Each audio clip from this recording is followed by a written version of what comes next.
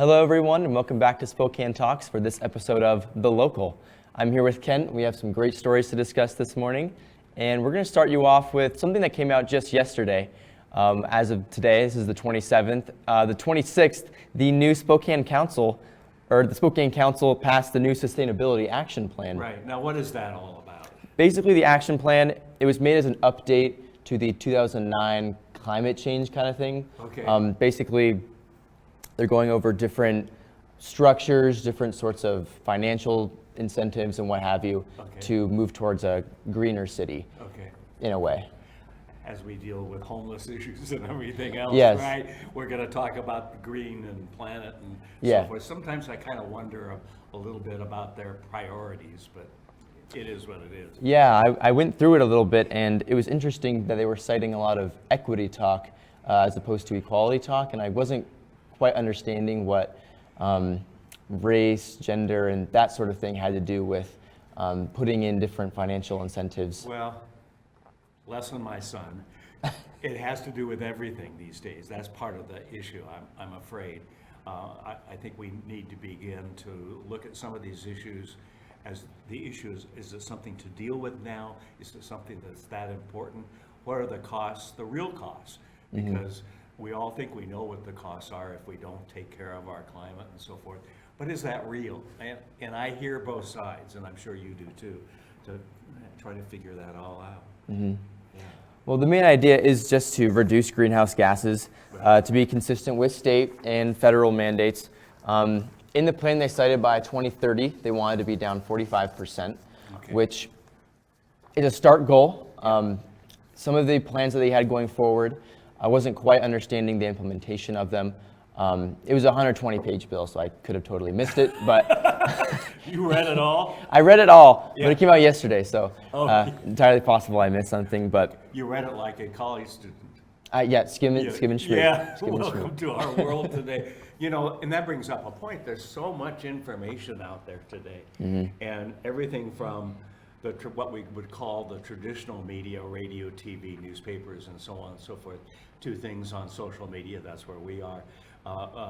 You think about Facebook and so forth.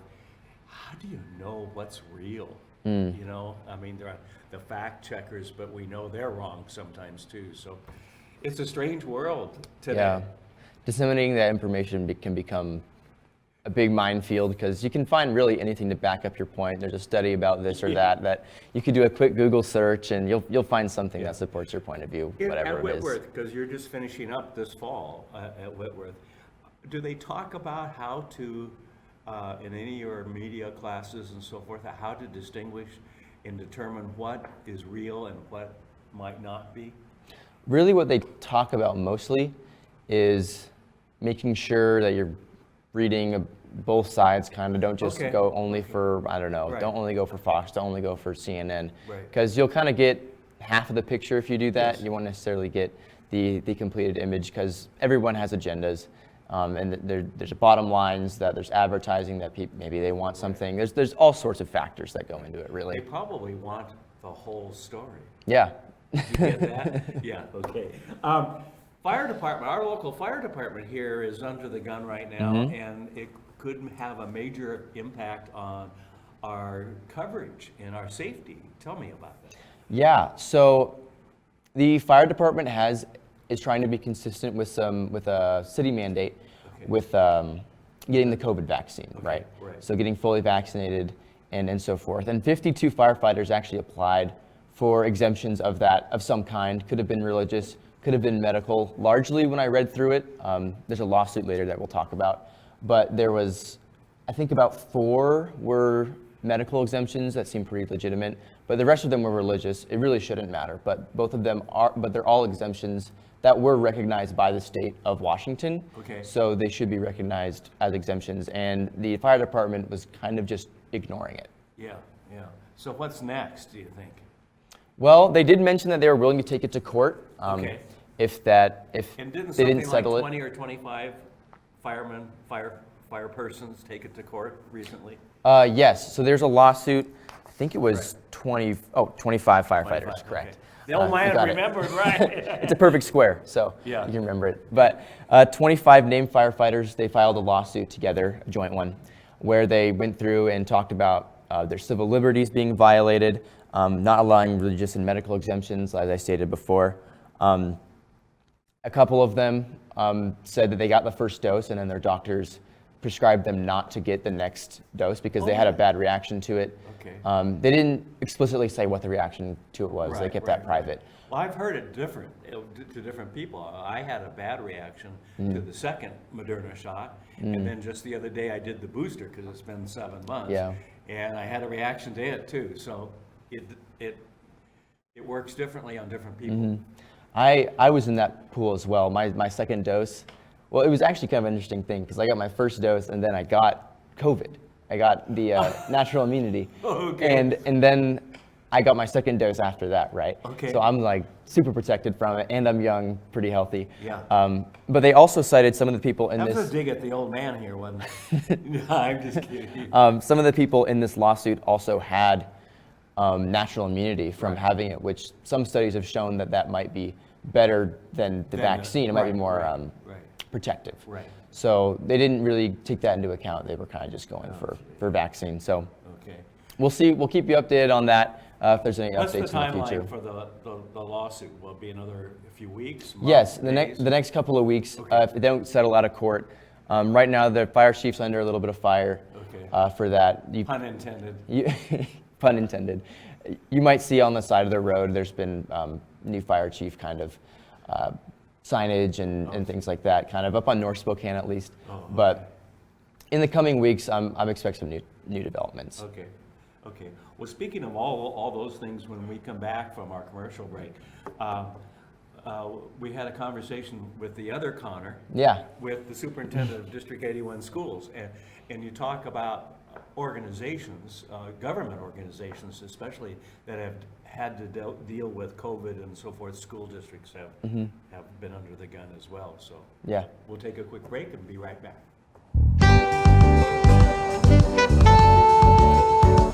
Hi, at River Ridge Hardware on the corner of Garland and Driscoll at 2803 West Garland with a wheelbarrow full of deals.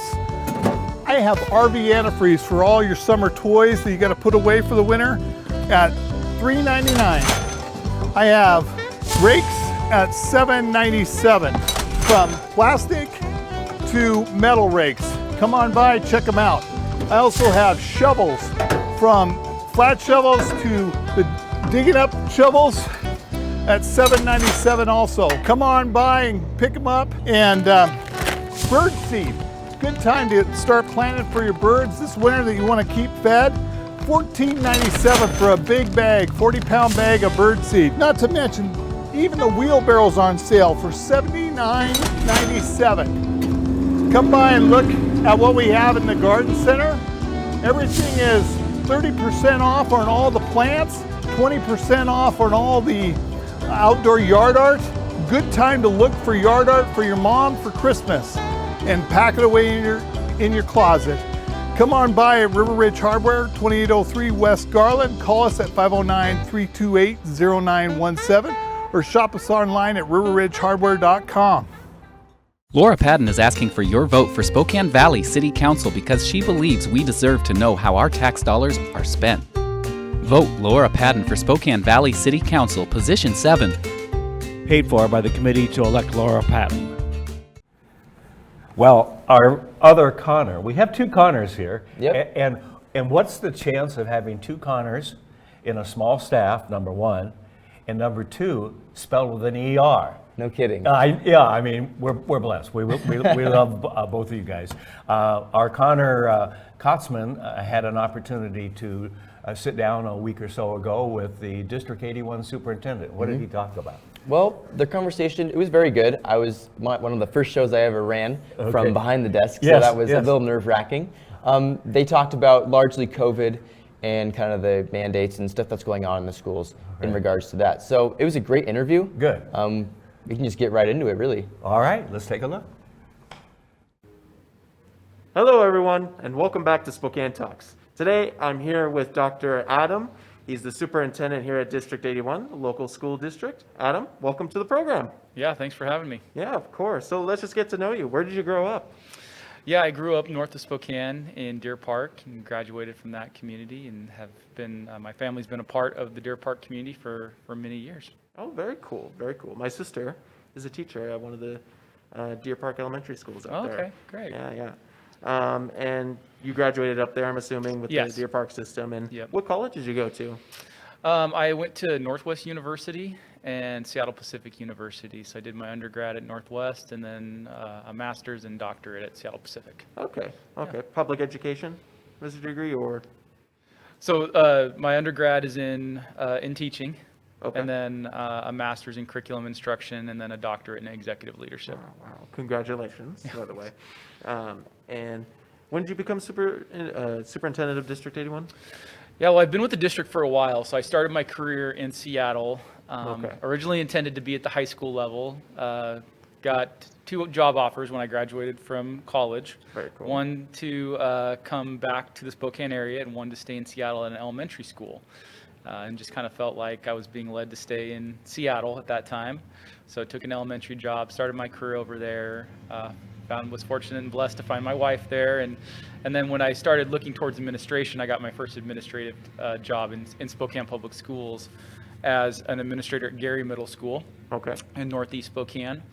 And then I spent some time in the Cheney School District as an assistant principal. And then the principal of Sacagawea Middle School up on the South Hill. And then I came to the district office as the director of secondary schools and then the associate superintendent of teaching and learning. And then a year ago in July, I was appointed as the superintendent. Very cool. Congratulations. And probably around the time COVID began, I'm assuming, and big transition, obviously, in life, everyone of anyone would know. What steps did District 81 take to adapt to it? Yeah, well, it's certainly been unpredictable, and there hasn't been any script for anyone to follow on, and really any parts of our community, and public schools is certainly a part of that. One of the commitments that we made at the very beginning of the pandemic is we reflected on how does the school district typically approach issues of public health. And as we reflected on that, we came to identify that on any given particular school day, we're following hundreds of different public health guidelines and regulations. Yes. And the decision we made was we weren't going to start the practice of picking and choosing which guidelines to follow. And that our approach to the pandemic would be to steadfastly follow exactly what public health officials say that we should be doing. That's what we've always done to keep our kids safe. And we didn't feel like now was a time for educators to start taking on the role of public health decisions. And you know, there's been times where that approach has really frustrated parts of our community that want our schools to be open and wanted to just return to normal. Of course. And there's been times that this approach has really frustrated those on the other side of the perspective that wanted our schools closed and wanted more safety strategies. And we've just really been committed every step of the way to say what public health officials say we're going to do, whether that's when a grade level returned last year, or whether or not to wear masks, or what type of social distancing we're going to utilize. We're going to look to the Department of Health, and we're going to look at to the Spokane Regional Health District to make those decisions. And like I said, there's been lots of different iterations, and at times that approach has frustrated both sides of the continuum of a topic that's been obviously really polarizing in our community and across our country. And COVID, I mean, ever since the get-go, has been political for a lot of people, and it shouldn't be. It should be health experts giving us guidance to ensure our safeties as well as our children's safety. And speaking of, in August, a school board meeting was abruptly halted because some community leaders refused to wear a mask. I mean, and like you said, both sides have their opinions on it. Some don't want their children to wear masks or have the option to where they choose, and the other side wants mask mandates. And so where is District 81 right now? Is it where we still need mask mandates, and will there be vaccine requirements in the future? Well, and kind of going back to your referencing that school board meeting, you know, something that I just believe in my heart is, you know, we have to listen to each other, and we have to respect that there's differencing of opinions. And we need that to be a healthy community, and we need to model that for our kids. We need to show our kids what it looks like to disagree and what it looks like to have differing opinions in a way that reflects a sense of relationship, sense of kindness, sense of democracy. And we've tried to approach school board meetings in the same way. We want people to come and be heard. We want people to give their opinions. It's okay to be frustrated. It's okay to be mad. In that particular circumstance, the guidelines is that individuals have to wear masks in order for us to operate that facility. Again, going back to the public health guidelines, when it became clear that that was not the intent of some of the participants there, we shifted to a virtual meeting. We made the decision not to stay virtual for subsequent meetings because we believe that we need to be giving as much access and as much opportunity and keep trying to take steps towards normalcy the best we can. And our next meeting that we held, we haven't had any issues since. That's and so wonderful. I think it's reflective of being consistent, being understanding. Doesn't mean we haven't had people still come that are frustrated and upset. And we saw that last Wednesday. We had some members of our community that were there and really upset and concerned. So we've really tried to chart that course, but masks are still required. That's part of the health guidelines. It's evolved as the pandemic has evolved. Last year, masks were required indoor and outdoor. Now they're just required indoors. So there's some things that have shifted and changed, but we've continued to be really consistent with whatever the most updated guidance is. Yeah, and a CDC study came out recently that stated that masks do protect children from exposure of COVID outbreaks, and it lowers the transmission of it because it stops, you know, if you have COVID and you wear a mask, your transmission is less likely than if you didn't wear a mask. And I think those guidelines are vital to our children. Now, going into the future, obviously, we're still learning about this virus. We're still learning about the transmission, how long vaccines are effective. Do you think there will be a point sometime in the future that masks won't be required anymore?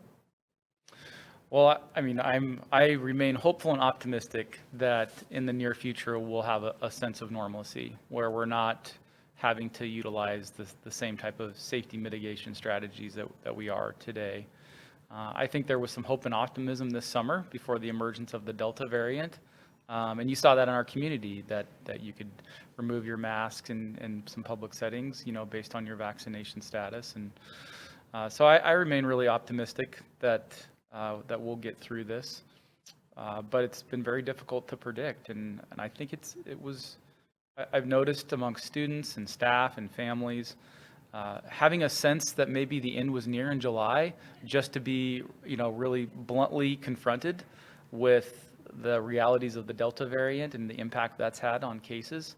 That's definitely created another layer of weariness for our community. So hopefully we're seeing things wane, and hopefully we'll be on the other side of it soon.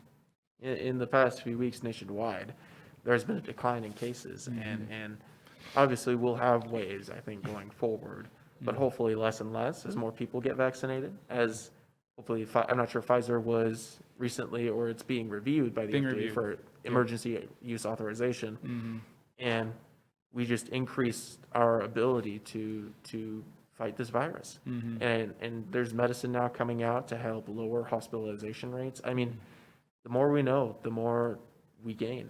And like you said, I think just got to take this by ear and just hope for the best. And hope goes a long ways. I do believe that hope goes a long ways, and I just think we need to continue to lean in to community and relationships. And, you know, Spokane is such a great community, and there's so much interconnectedness across our city and amongst neighbors and family members and coworkers.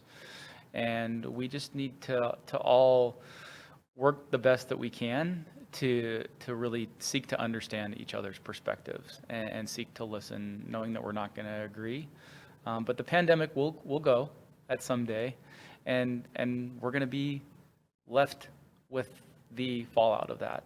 And my hope for Spokane is when we're on the other side of it, that we have done the best of our abilities to come together and not go to our corners, so that we can move forward together. Indeed. I think those are some wise words. So, Adam, thank you so much for coming on today. And thank you guys for joining in. I hope you have a great day. Well, that was a great interview, and that's going to do it for us here. Yes. Thank you for tuning in to The Local with the Old Man and the Sea, and we hope to see you next week. Goodbye for now.